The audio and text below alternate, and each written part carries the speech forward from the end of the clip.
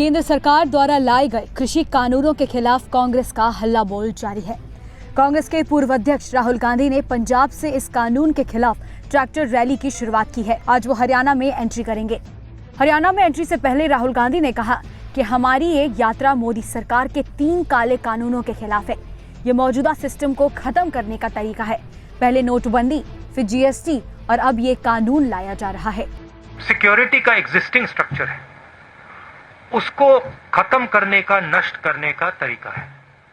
जैसे पहले भाइयों और बहनों नरेंद्र मोदी जी ने नोटबंदी की, उसके बाद जीएसटी की और कोरोना के समय उन्होंने किसानों को, मजदूरों को, छोटे बिजनेसेस की कोई मदद नहीं की, उसी प्रकार ये भी किसानों पर आक्रमण है और इस आक्रमण को हम रोकेंगे। इन कानून के खिलाफ हम लड़ेंगे। पंजाब को इससे सबसे ज्यादा इफेक्ट होता है। इतना ही नहीं, राहुल गांधी ने यह भी कहा कि मुझे लगता है कि खुद पीएम मोदी को भी ये 3 कृषि कानून समझ नहीं आते हैं।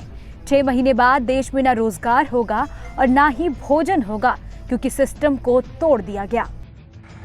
एक व्यक्ति आपको कह रहा है, फरवरी में कह रहा है कि कोरोना से हिंदुस्तान की इकोनॉमी, हिंदुस्तान के लोगों पर बहुत जबरदस्त चोट लगने वाली है, और दूसरा व्यक्ति कह रहा है 22 दिन में ये लड़ाई जीती जाएगी। समझ किसको है ये तो आपको जज करना है, मैं तो नहीं कहूंगा। एक व्यक्ति कहता है 22 दिन में लड़ाई खत्म हो जाएगी, उसको यह भी नहीं मालूम कि कोरोना है क्या, देश क्या है, कैसे चलता है। उस टाइम भी मेरा मजाक उड़ा रहे थे और अब मैं आपको बता रहा हूं और आप लिख के ले लीजिए, आज भी मजाक उड़ाएंगे, मगर 6 महीने बाद याद रखना जो मैं आज कह रहा हूं। 2 चीजें आपसे कहूंगा। पहली बात, ये देश अपने युवाओं को रोजगार नहीं दे पाएगा। नरेंद्र मोदी ने ढांचा तोड़ दिया है। अब नरेंद्र मोदी खेती के ढांचे को तोड़ने जा रहा है।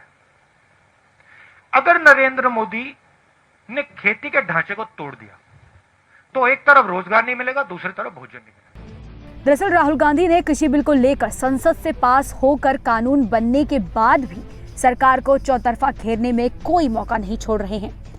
Bureau report, I news TV.